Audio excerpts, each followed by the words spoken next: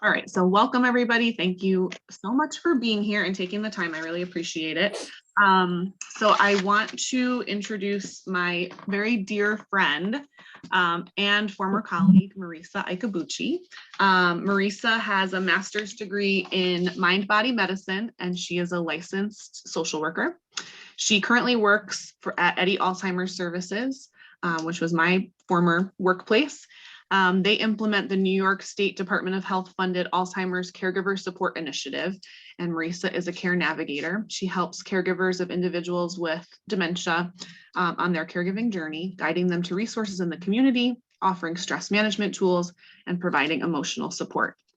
And so I contacted Marisa a few months ago and said, I really want to talk about empathy and family dynamics and how that comes up for our care partners when they're working with clients in their homes and interacting with their clients' families and getting to see some of those dynamics and how those play out. And so I wanted to give us an opportunity to talk about that. To some of you who have brought those scenarios to me, I've said, things like, we don't know what we don't know, or, there's always more to the story, right? And so this training is a way to expand on that conversation. So, like some of the things that came up that you all have said to me, not necessarily you guys, but our team has said to me are things like, I don't understand why her kids won't help out. They live right around the corner and they don't come and do, what they should do. Or, well, if it was my dad, I wouldn't treat them that way, or I wouldn't let him go without, whatever. If she wants things done a certain way, then she should do it herself. Speaking about maybe a wife or an adult child, or so it's easy and I think really natural to kind of form opinions about the people that we work with and the people that we interact with. But I hope tonight we'll start to challenge some of our own thinking and our own biases, and just be able to approach some of those scenarios that can be really frustrating to us in a different way. So Marisa is going to help guide us through that. I am manning the slides, and Marisa will take it away and get us started.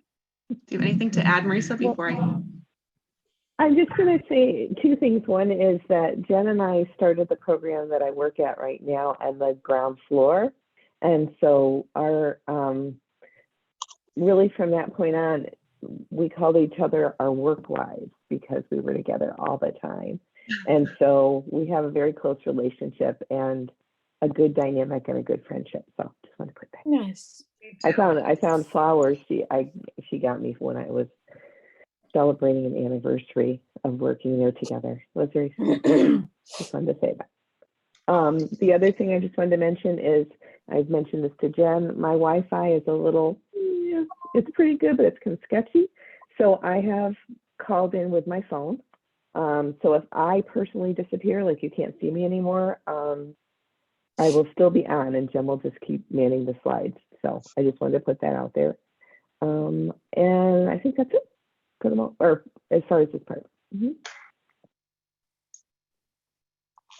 we're going to start tonight with a meditation. Jen mentioned that I have a degree in mind-body medicine, and that degree affords me the ability to do some meditation and some other sort of self-care techniques. So we've all come from a day of work, or maybe not work, but other stressors. And so this is the idea of this, is to kind of center us, to kind of ground us a little bit as we talk about the slide. So not a long one, just a few minutes.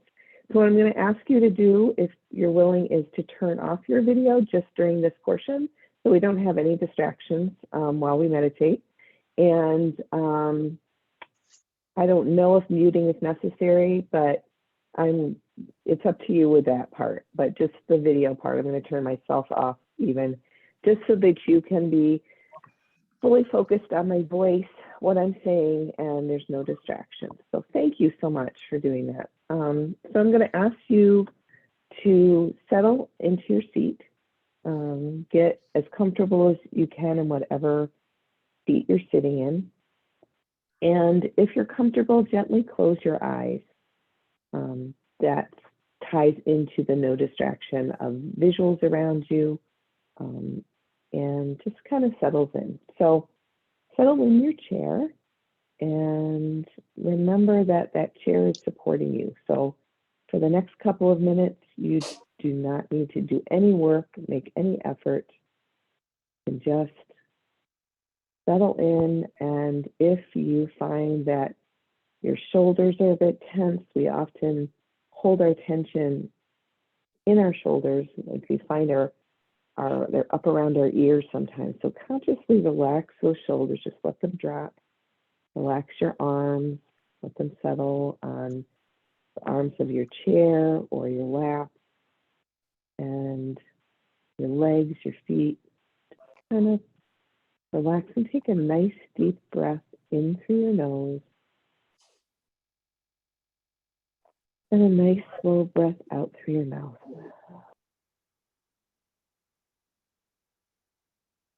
So I'm going to ask you to do another breath like that. Do that together. So a slow breath in through your nose and a slow breath out through your mouth.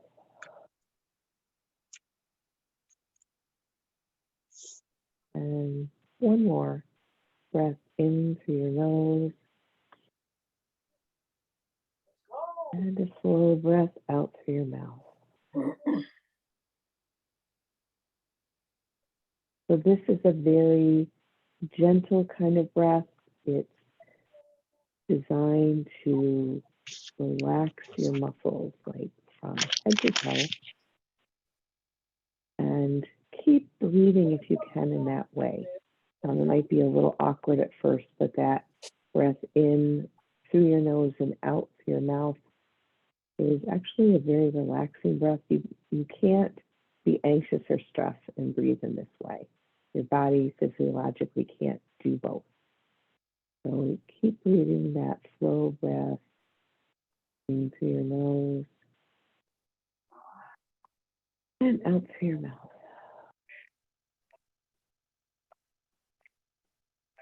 Slow, steady breath. Keep breathing in this manner. And if there's a sound that you hear around you, okay, just acknowledge that sound. Identify it even as sound, like the word. Imagine that word in your mind's eye. And then on the next out breath that you take, just imagine blowing that sound out into the air and go back, focusing on that breath in and breath out. If you have a thought that pops in your head, perfectly normal. We humans are always having thoughts popping in and out. Just acknowledge it, recognize it as a thought, and maybe have the word thought in your mind's eye. And on the next out breath, breathe that thought out into the atmosphere and go back to focusing on that slow breath in and slow breath out. Do you feel any tension or stress in your body or muscle tightness from the day? Try to, as best you can, relax that muscle on your breath out. So you breathe in, and as you breathe out, relax that part of it. Relax and go deeper on your chair. Remember, no work here. Let the chair support you, or under the chair, the earth foundation of the house where you're in under that. So let's again take 3 slow breaths together. So let's breathe in through our nose and slow breath out through your mouth.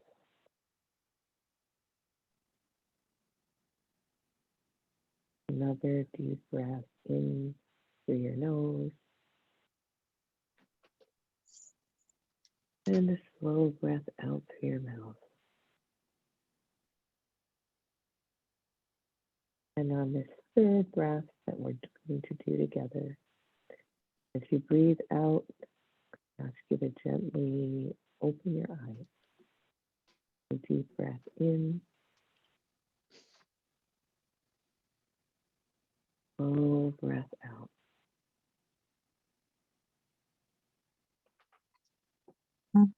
Good, good job.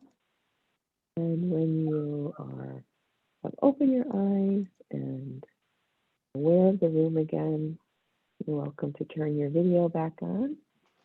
And we'll get started with what we're going to talk about. Thank you guys for being willing to do that. All right. So as Jen mentioned, we're going to talk about empathy. So I put a lot of text on here. Jen is going to share the slides with you at the end of all this, but just so this information is available to you. This is classic sort of dictionary definition of empathy.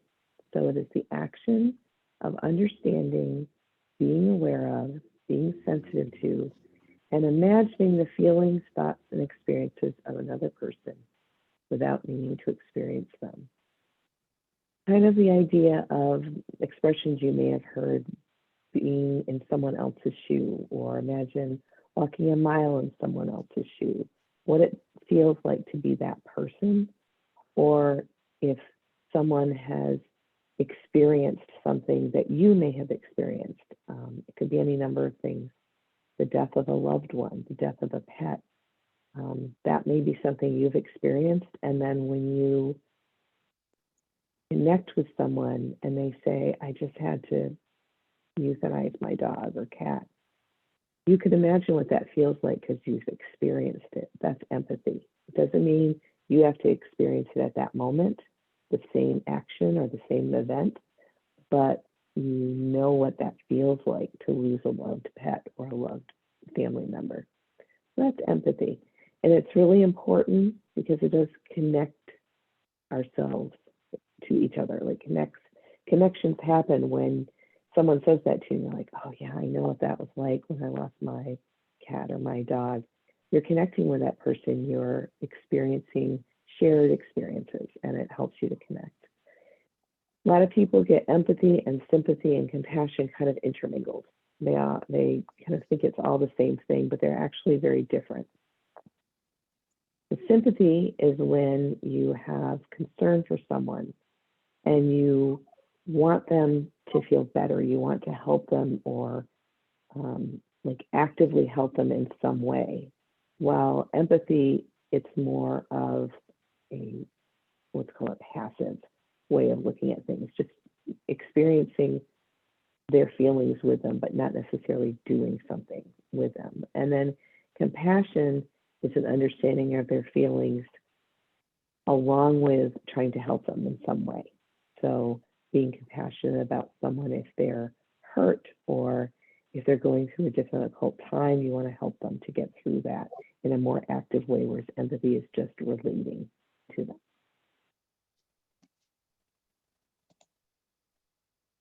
And if anybody has questions, like you have something you want to ask, there's a chat box, or you can just jump in. That's not a problem either way. So this is just a chance to talk a little bit about working with the families you're working with. I think I understand that you're care partners, so you're and caregivers for individuals, mostly older adults. Is that correct, Jen? Yep. So mostly older adults, and it's sometimes daily, sometimes weekly. And so Jen has talked a little bit in the beginning about some of the experiences you may have had. So just a couple of questions. Have you ever found yourself frustrated with the interactions between family members in your caregiving situation?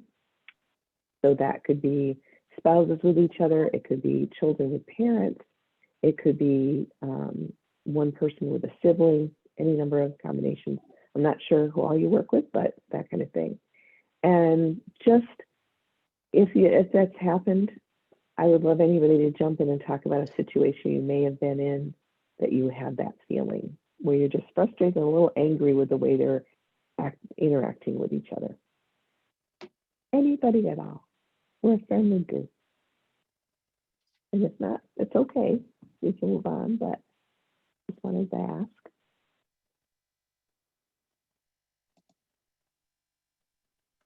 Well, it is like, what time? 7:50 at night. So if you don't come up with one, it's okay. We'll talk about some other ones. That's fine.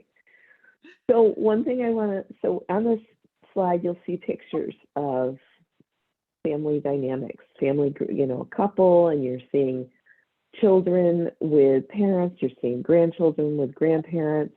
And in those images, they're all looking good. They're all looking pretty positive. And that's what we would like to believe that families are, like a happy, loving, connected family. Next slide. Many times, however, what the reality is that this is sometimes what's going on in the families. What do these photos give you an idea of when you look at the situations in these pictures? Well, like can jump in. Looks What's like that? looks like they're getting in trouble, or they're getting well,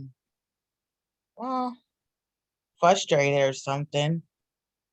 Yeah, no, absolutely. Yeah. And the difference between these pictures and the previous ones give you a little bit of idea that it can be both. People can certainly have loving moments, but behind the scenes, when you're working with a family, we don't know what their history is. We don't know if parents were always coming down on children and they didn't have a good relationship and there was a lot of arguing and sort of animosity between each other, or kids who drove their parents crazy with, just not being cooperative and difficult, and spouses who maybe have been arguing their entire marriage.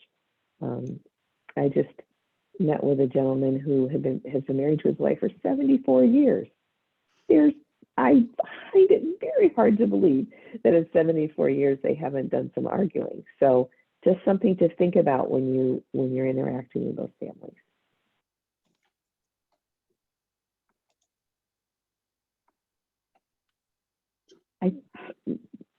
Jen and I talked about this a little bit when we were talking about this presentation, and what you see here is called a genogram. So it looks very similar to a family tree. It's the difference is it's not just about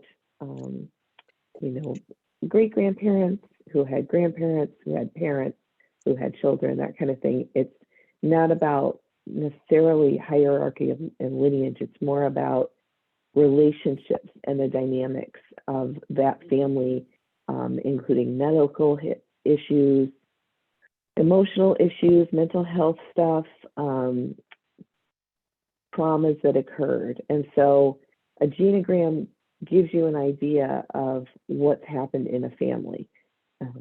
In work I've done with school and in other ways, I've done a genogram with families to just get a sense of their dynamics and how they interact with each other and why the challenges they're having currently they may have had in the past.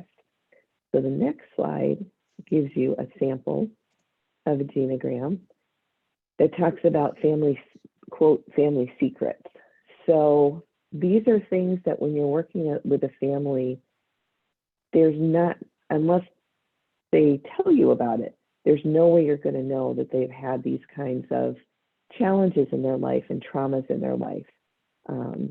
So things like suicide, depression, alcoholism, other substance abuse, things that will cause some trauma and some experiences that make current relationships more difficult. So I wanted to include this to just keep that in mind when you're working with a family. Any questions so far about any of this? Does this ring any bells at all? Like, this could be?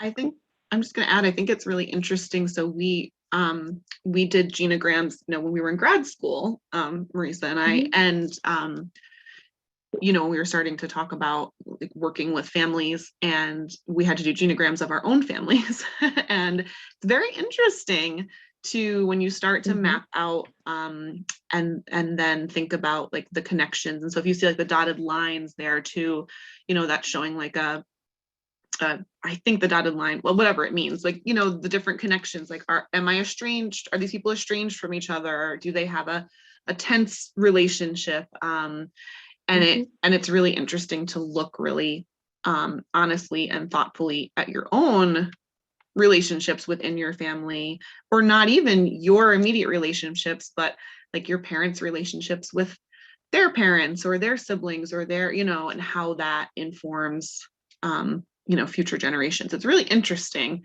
and can make us think about things that we wouldn't think impact us. Definitely. We just, yep. Yeah, we wouldn't think they would impact how we interact with our current world, but when you start to write them down and draw them out, you realize that they do impact your worldview and your, the way you interact with other people. Definitely. Yeah, each symbol and a key would have been helpful, so I apologize for not including that, but X's are often related to divorce, and then I believe the dotted line in this case is more related to the actual issue. I could be wrong about that. I don't remember all kind of encapsulating it. Yeah, but no, definitely. I think about my own family, and my mom was she was a lady who had to pick up the tiniest little dust on the rug. She was very sort of obsessive about things. And I see that in myself for sure. You do learn about yourself a lot. So it's good and bad. So. Yep. Yeah. So when you find yourself feeling frustrated in a situation with a caregiver, consider the following questions. What questions can you ask about the situation? Like, why is it happening? Why is it occurring? Where is this coming from? And if you're questioning the intentions, again, considering that, we'll talk about that in the next couple of slides. And taking the time that if it troubles you, why is it upsetting you? What are you assuming about the situation and the people involved? And to try to keep in mind there's multiple sides to every story. So the upsetting part is we all have conditions or situations that maybe we don't agree with, and it bothers us when we see it in others. So people not being polite, or people being judgmental or rude, or just not being nice, or getting angry very easily, those are the things that come to mind for myself, might be difficult. Or if someone gets angry with an older adult, it might really bother me, because I feel that that person is very vulnerable and you need to be kinder and nicer to that person. And why are you doing that? And it gets me upset. I don't like it, but I have to step back and sit with it for a little bit to understand why. Why is it bothering me so much? And what could be the reason this is happening? I'm not saying you necessarily to yourself excuse it, but an explanation of why is helpful to try to put yourself in that position to understand it. Yeah. Any thoughts about that at all regarding situations you've been in with family interactions that are concerning to you in any of your? Yeah, I just feel like this just teaches you to not judge no one. And also like me and my family, we're huggers. We love to give each other hugs and kisses and all that. And it's a family of 10, same mother, same father, just big family. And there's been times that my friends don't feel comfortable how I hug and love my brothers. They're like it's too much. And I'm like, just because you don't hug your brothers, and you didn't grow up with that, doesn't mean that I can't love and kiss and, and show affections to my brothers. We have a different bond, you know what I'm saying? Always there for me at any given time. There's just, every time we see each other, it's just like, we're so happy because we grew up together in a small home, you know? So now that we're all working and we're all doing our own thing, when we do see each other, it's a big deal. But there's some people that get Absolutely. frustrated about that. Yeah. Yeah. Absolutely. And especially after, oh, go ahead, Jen.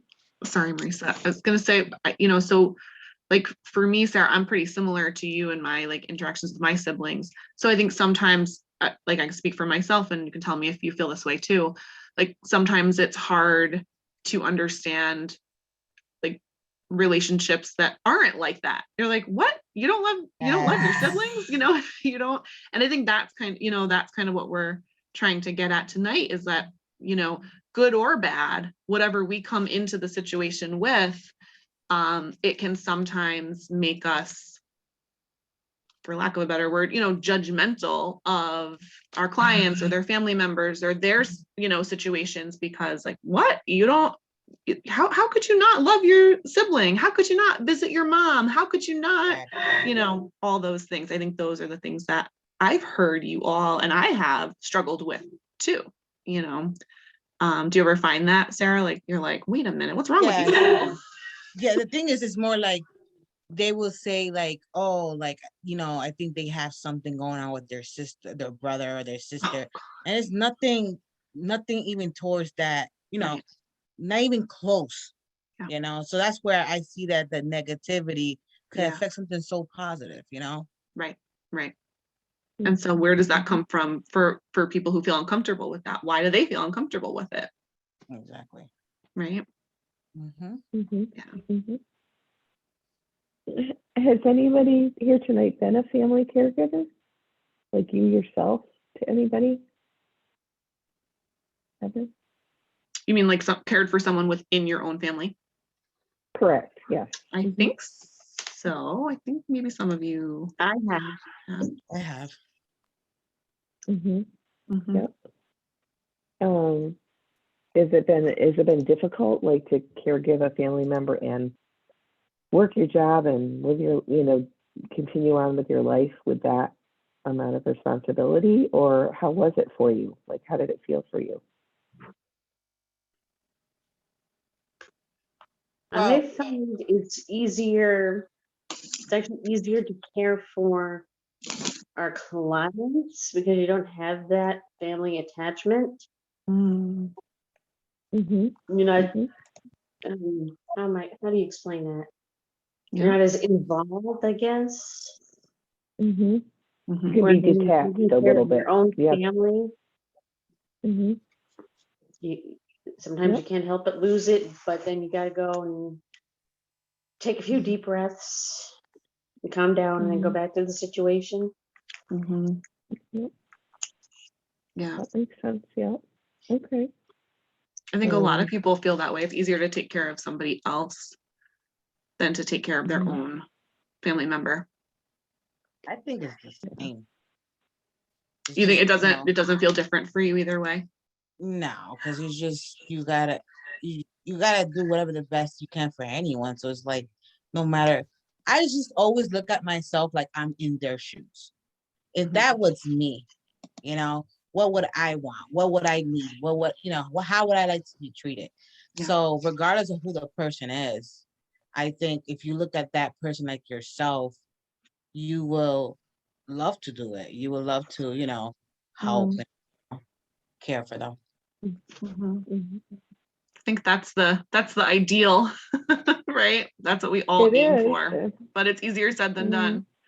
Although, Sarah, you might truly be capable of that. I believe it. I think we all are, but it's hard. It's very hard. I remember, when I worked in assisted living, putting up with, the residents, and their families would say, oh, I can't, how are you so patient with my dad? How are you, you know, I can't deal with it. And I would always say, well, he's not my dad. You know, I don't think I would be this patient with my dad. My dad and I have a complicated relationship. It's loving and it's good, but it's complicated. And if I had to, you know, take care of him in the same way that I've taken care of other people, I don't think I would have the same patience for him. So I think it is difficult to care for someone who's your own family. And maybe that helps us relate to the families of some of our clients, you know. The way I look at it is that Unfortunately. people have different realities, and like I come with a family that's so big that everybody has different opinions, different thoughts, and the way I look at it is more like, according to you, this is right for you. This is how you think, but I don't think that way. But okay, that's how you think, and I'm gonna accept it how you think, and we're gonna keep on moving. You know. So that's when I say, if I put myself in their shoes, In their shoes. like, okay, she was angry all day because she couldn't get this. I will be angry because, you know what I'm saying? So that's how I look at it. More like I try to think like, you know, Think like people them. have different realities. Yeah. Yeah, yeah, Mhm, you're mhm, absolutely right. mhm. It's true. Yeah. Anybody else want to I share know. about that? Mhm.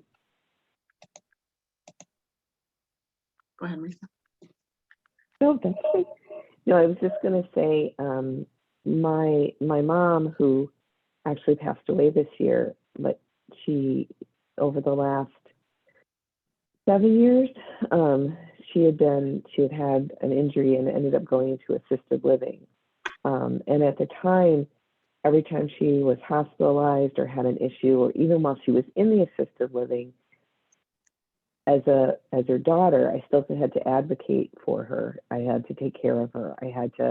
My sister and I had to help shower her and do a variety of things. And she was a sweet lady. We would go into the facility and they'd be like, "Oh, your mother, she's so wonderful. She's so great." And it was a struggle for me at times because I didn't see that side. I didn't see that sweet mom side. And she was a sweetheart on a lot of levels, but she was a challenge at times. And also, it was a challenge for me to care for her because I was going to graduate school. And then later I was working, and I had my own home personal issues that I had to deal with, and I had my own health issues I had to deal with. And it becomes very complex to care for somebody when you have those things. You do it out of love and you want to do it, but it makes it really challenging. And I have no children, but I talk to a lot of caregivers who've experienced such stress because they have so many things going on in their life to try to manage, that it's tough sometimes. So, okay, we can go to the next one. So these are some scenarios, just things to think about when you're interacting you're interacting with the person you're caring for, as well as their family members. So some of the things that have come up, Jen mentioned some, like an adult child doesn't come to visit, even though they live nearby. What other stressors exist in his or her life? That's an example of where they may want to visit their parent like every day, but they work full time and they have children at home that they have to take care of as well as the parent. It's even more complicated when the parent or the person you're caring for has dementia. There are multiple factors that go on with the dementia piece that make it a little tougher. So something to keep in mind what else might be going on if you're caring for someone and you see that dynamic. A term that came to mind was the sandwich generation. That's a person who's caring for an adult parent, but also caring for children of their own, and they're in the middle and having to juggle and balance the caring for both of those. So that can cause a lot of stress as well. A wife is unkind to a husband. What's their history? What has their marriage been like? Have they always been amiable to each other? Have they had a challenging life together with a lot of stressors that you would never know about necessarily? A client complains about his or her children. What could that be? What's the history of their relationship? Just again, something to keep in mind. That one picture of a father kind of getting upset with a child might be happening. Why am I cleaning when his wife could do it? So maybe, a wife wants you to do some of the cleaning and the care when she has time. She's not working. She is free. But this may be the only break she gets is when you're there to take care of her husband. Child complains about his or her parent. Again, think about what could be the reasons. And then complaining about the caregiver's work and why doesn't the child do the duties the caregiver's doing? Same reason, this is the chance they get a break and they just need that help. So I don't know if any of those ever happened to you, but those are ones we kind of brainstormed about a little bit. If that, any of those ring a bell. Yep, those are real life scenarios that you guys have said to me. Again, not necessarily you guys on the call, but our care partners have said to me. And we've all, I think, we've all had these thoughts at one time or another. Yeah. Well, it can be frustrating when you're on that end. So I totally get that. Do any of these kind of stand out to any of you?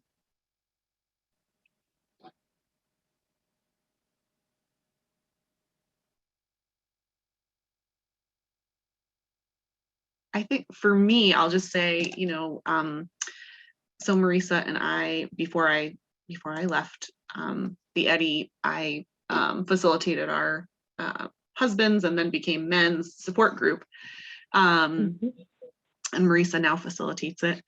And, I think through working with them, it was a great learning experience for me working with, for most of the time, husbands.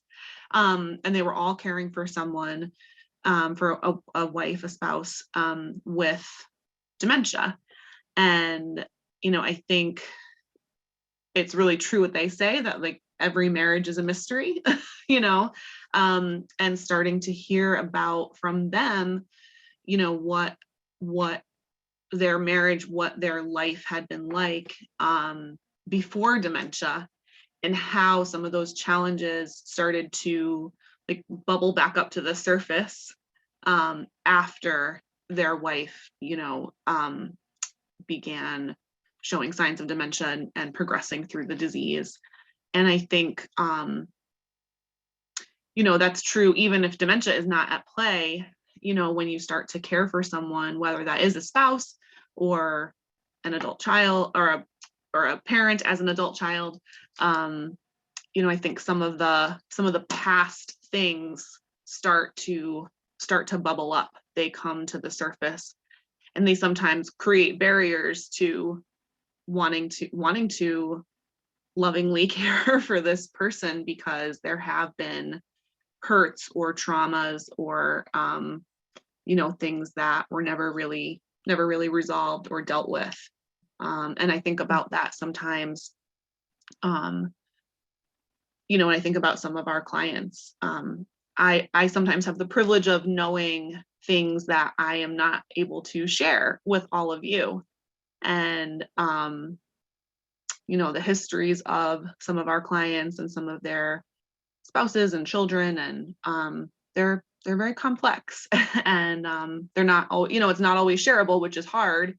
But that's why we're having this conversation and why we encourage you to think about like what else could be going on. Because there's a lot that we don't know. We just get that one little snapshot of our clients as they are right today in this moment.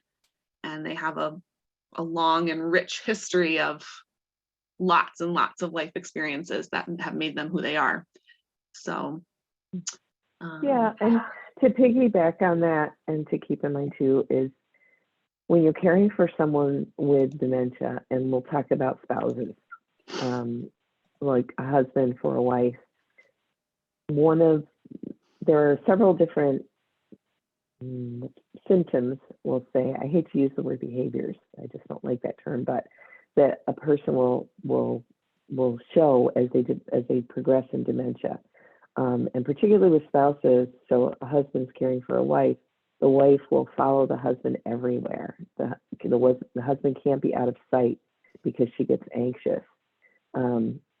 Constantly clings to him, asks him questions over and over and over and over again, the same question over and over, is always in his face, is always in his business, wants to be near him all the time. And then the flip side is he's the bad guy. If he doesn't let this person do something, the wife do something because it's unsafe, she lashes out, she gets angry. And so it's this dynamic where he's being assailed all the time, either having this person cling to him all the time because of anxiety and fear, or getting at him and getting angry with him for something when he's just trying to take care of her. So your role as caregiver is hugely important, because that's the break this person's getting from that constant, pretty much 24/7 care with no break at all. Because even if he gets a little bit of a break, his mind is going to always be on this person and know that he has to go back to it.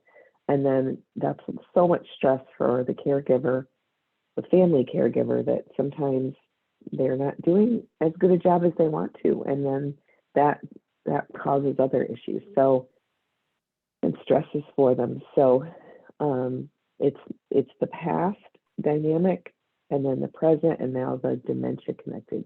It's a tough place to be in. So.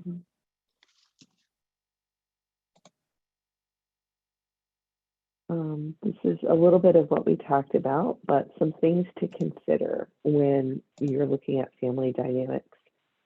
Grief is something that everyone experiences differently. And dementia is more my expertise, so I'm going to use that as an example, but it doesn't have to be for a person with dementia. But if a child has a parent who has dementia, there are times when they don't want to visit because it's too painful to see the changes in the parent that they love, and they're having a hard time struggling with it. So avoiding visiting or limiting visits is how they cope. It's a kind of grief, is the kind of grief with dementia is called ambiguous grief, because it's over years. The person with dementia continues to lose abilities, and a child or even a spouse, really struggles with that grief. It could be a parent who has a terminal illness of a different kind, and a child is struggling with visiting that person because that person's changed.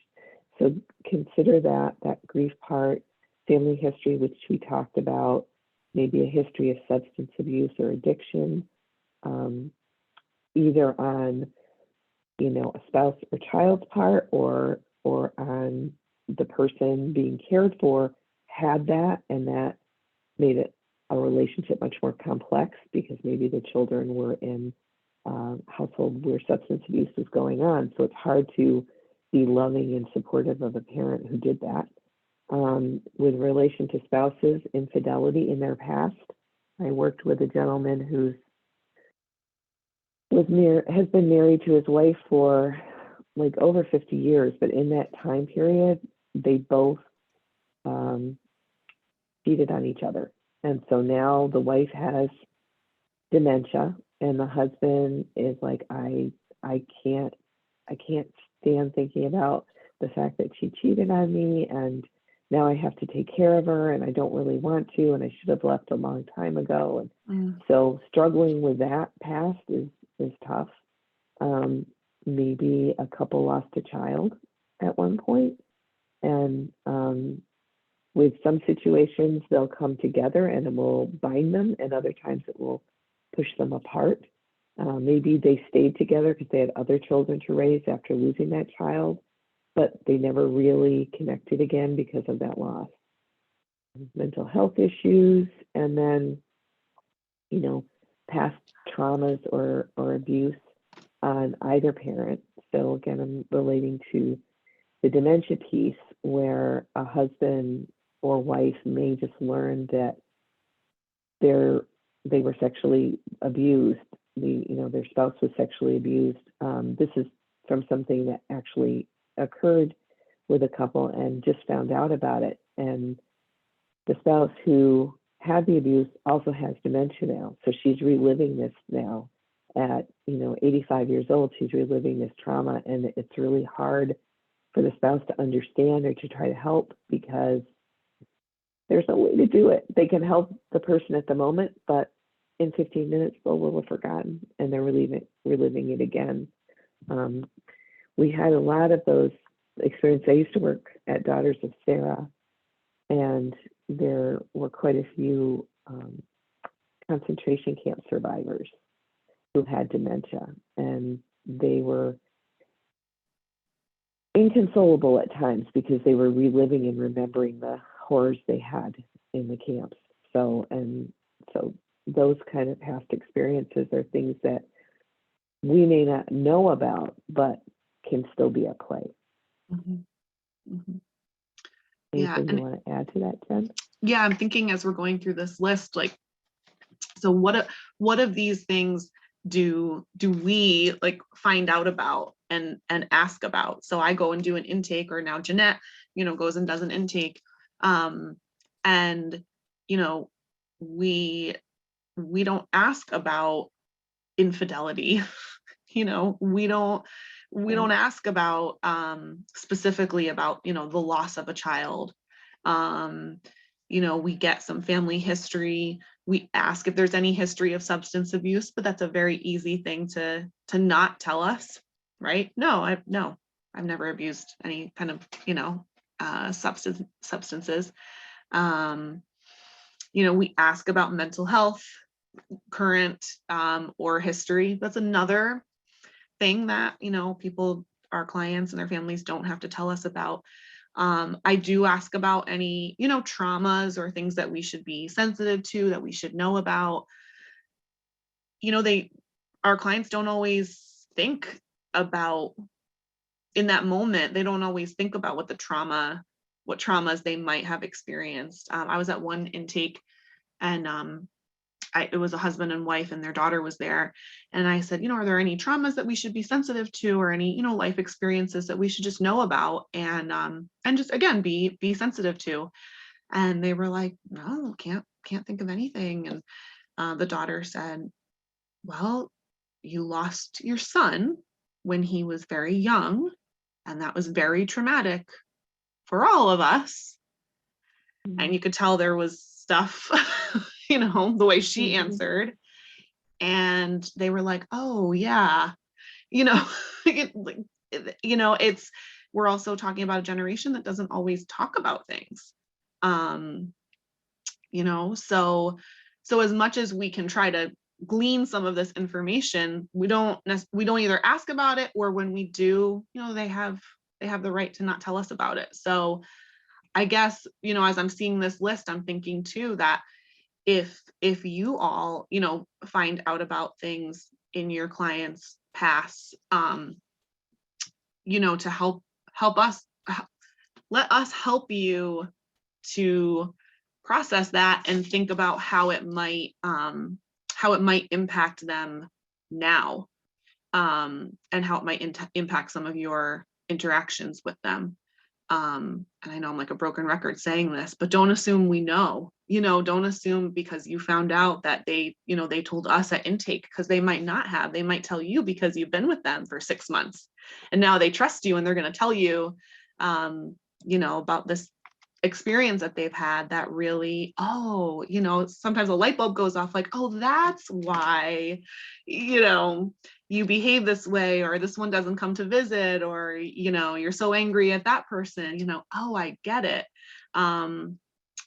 And yeah, as we go through this list, I'm just thinking there's so much that we don't get to know, like, before we send you guys out into our clients' homes and, to support them. So, and then the lives of their loved ones too.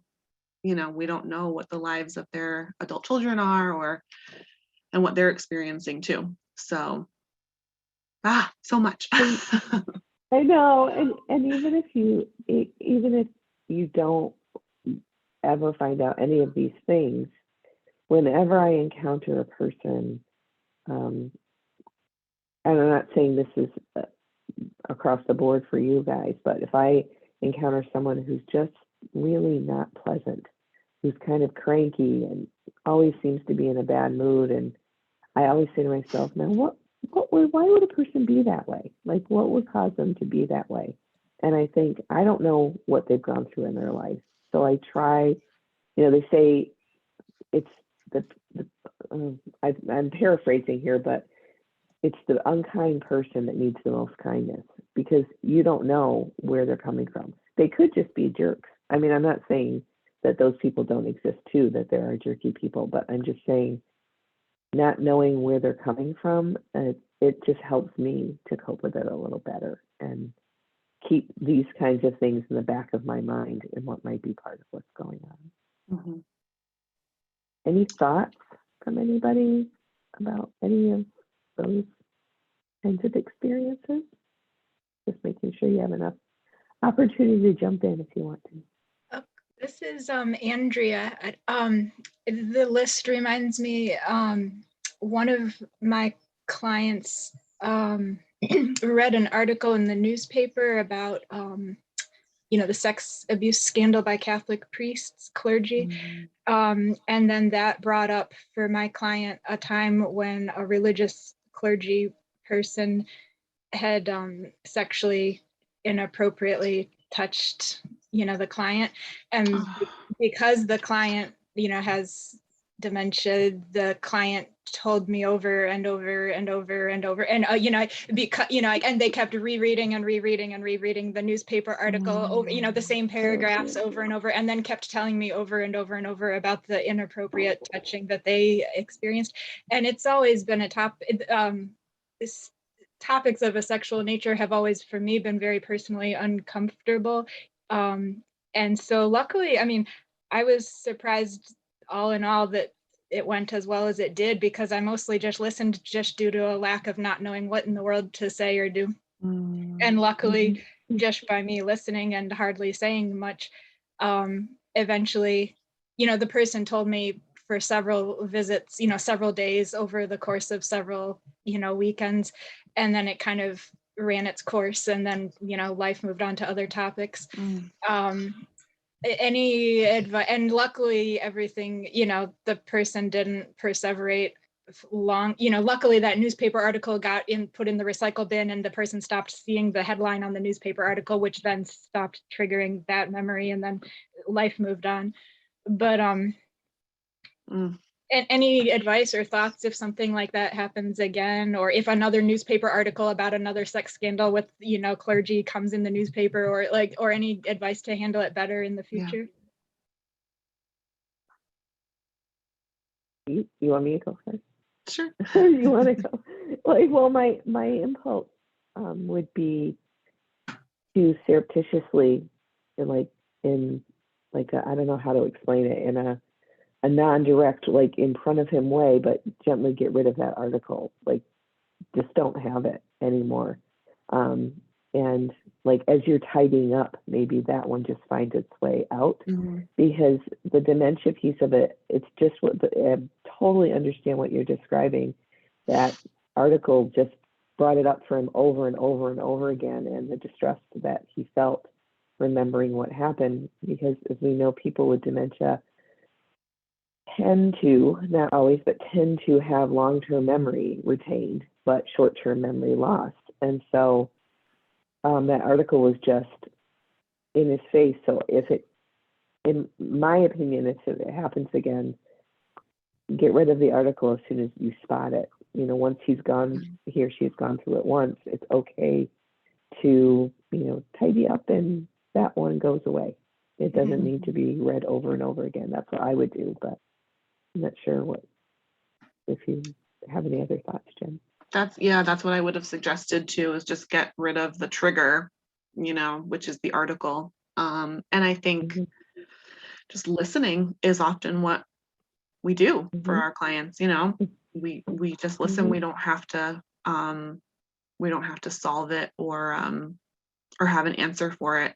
I know at some point when we were talking, I was thinking about that as people age, they also start to review their life.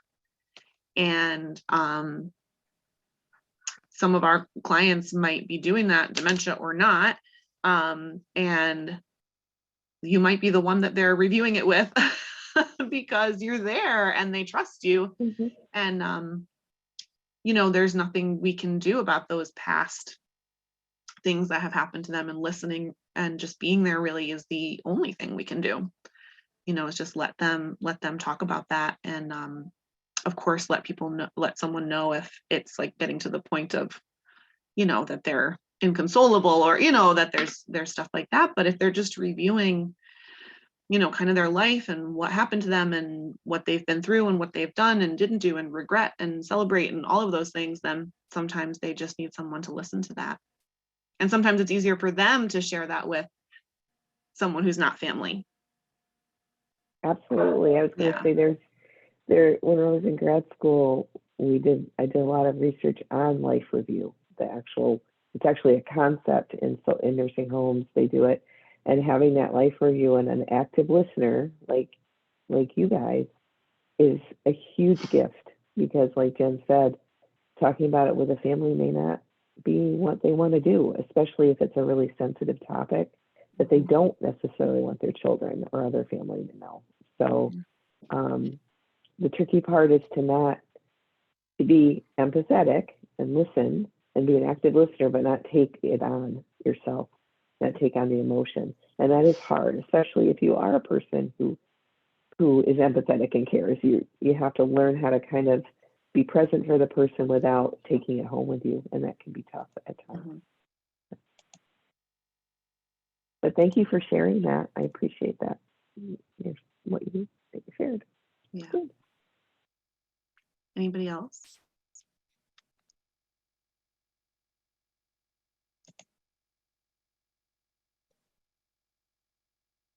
Okay, and then there's just the last couple of, I say thoughts, I realize they're questions. It should be questions, not thoughts. But do you feel that what we talked about tonight applies to the work you do? And do you feel that you will apply it to your work and how to help you with your work, or even your personal life? So something to think about, those two things. And yeah, I think that's all. Anyone have any parting thoughts? Any thoughts of how this might be applicable to some of your clients?